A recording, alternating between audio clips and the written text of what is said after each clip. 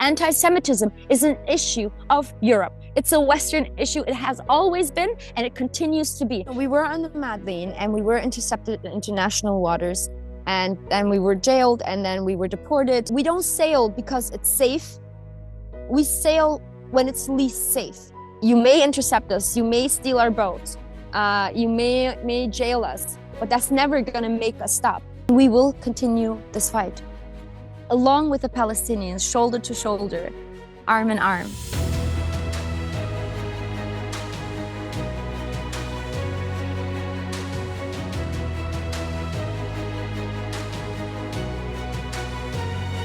We were on the Mad Lane, and we were intercepted in international waters, and then we were jailed, and then we were deported out of the Zionist entity and received a 100-year ban. We came back immediately, and we knew we were going to continue, because that's first and foremost, it's the legacy of the FFC that they always try.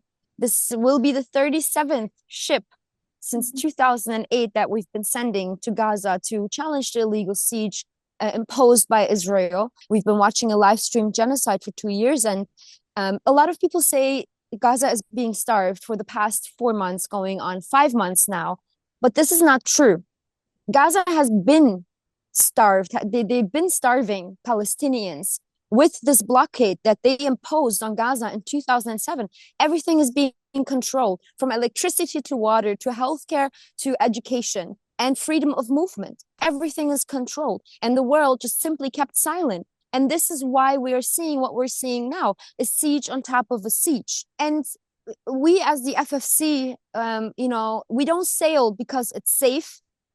We sail when it's least safe. We sail because it's important that we stand in solidarity with Palestinians, and that we also hold accountable our governments, our very complicit governments. You may intercept us, you may steal our boats, you may jail us, but that's never going to make us stop. I think it's our duty to teach people, to bring people together, to build communities, because this is what capitalism is afraid of, that people unify. The more we are not, the more we are spread out, the more we don't connect to each other. We will focus on the things that makes us different rather than on the things that make us the same. And this is what we want to teach the world. We have more things that are similar than things that divide us, because the media influences us in such ways that we are not even aware of. So after 7th of October, what we've seen with the media is that they covered it up. They covered it up. They played their propaganda, which they're doing to this day. And they have done it for many, many years. And the ones that actually first woke up on 7th of October had to first deal with the fact that, not knowing about Palestine, there's a reason for why they don't know about Palestine. It didn't start on 7th of October. And the world is now understanding that. Despite the propaganda, despite the Zionists trying to tell us that, they have a right to be in Palestine, they have the right to occupy, they have a right to apartheid, they have a right to occupation, the world sees the truth. What 7th of October did as well is it showed us who our friends are, who our families are. It showed us who our teachers are, who our professors are, who our states are. It was a wake-up call for many, many people around the world. But it's also, you can see the positivity. You can be optimistic in these things, because, we are awake now. It's better than continuing in these systems of oppressions, in these systems of racism, in these systems of injustice. So everything that the Zionists around the world try to do, they failed. It's very clear. They have reached the end of it all.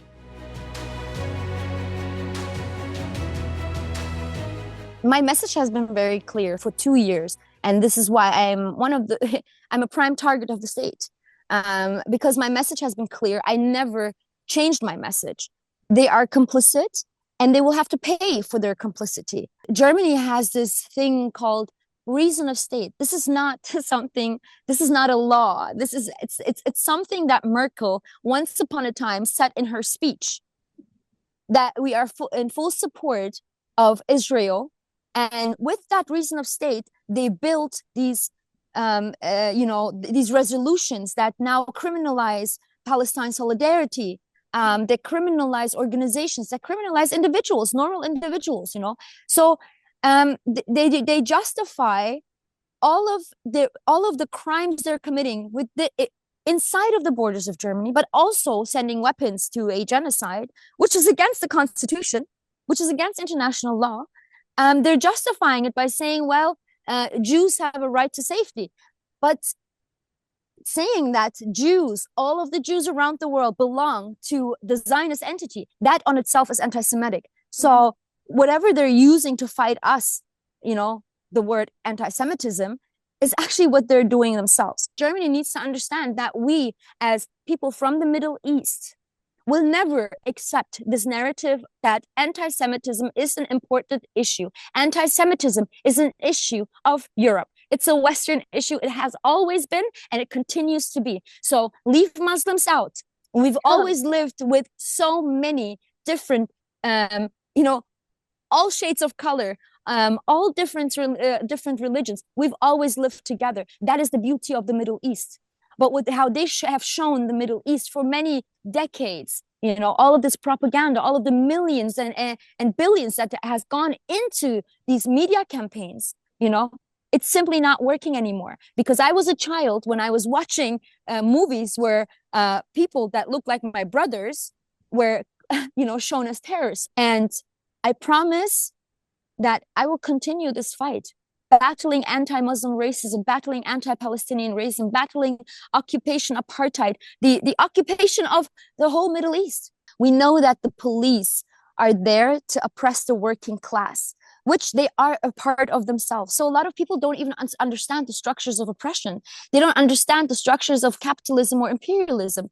So they go with it. They just go with it without questioning. And then what happens is that we are the ones, you know, having to go through the beatings because we simply stand up for human rights and against everything that's violent. Going through this experience, going with a Madeleine and being intercepted, attacked by a quadcopter, you know, held in their prisons, in their Zionist prisons, taught me one thing. It taught me that the level of dehumanizations of Palestinians, we can never understand this.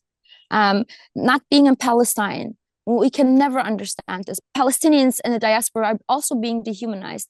It's a different level, however, in the Zionist entity, because we've seen Palestinians in their prisons and we've seen their conditions. And not that only I saw it with my eyes, we know what's happening. We know that over 10,000 Palestinians are right now kept in Zionist prisons. They're hostages. Over 400 of them are children. You know, talking about our imprisonment would be a shame, because whatever we have gone through is nowhere near what Palestinians are going through. It showed me a world that you know, Israel is always trying to divert attention. This is why they attacked Iran. As simple as that. Literally right after our interception, you know, they attacked Iran to, again, divert attention, you know, to distract the world. Because the world was suddenly looking at Gaza. And what it taught me is that they are so powerless. When people around the world come together, trust me, all of these so-called powerful people, they literally have no power. The only power is that they have is when we support them by keeping silent, but by not getting up. This is how they stay in power. It taught me that doing the right thing despite not knowing, without knowing what the outcome will be, is still the right path, because that path is the path of justice.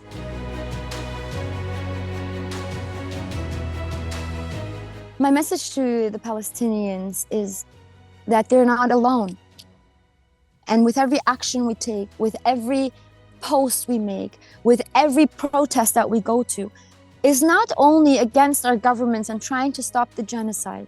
It is most importantly the message to the Palestinians that they're not alone, that we are in solidarity, and that we will join. We will actually, you know, follow the path that we follow, what they have started. That we are in support of a free Palestine.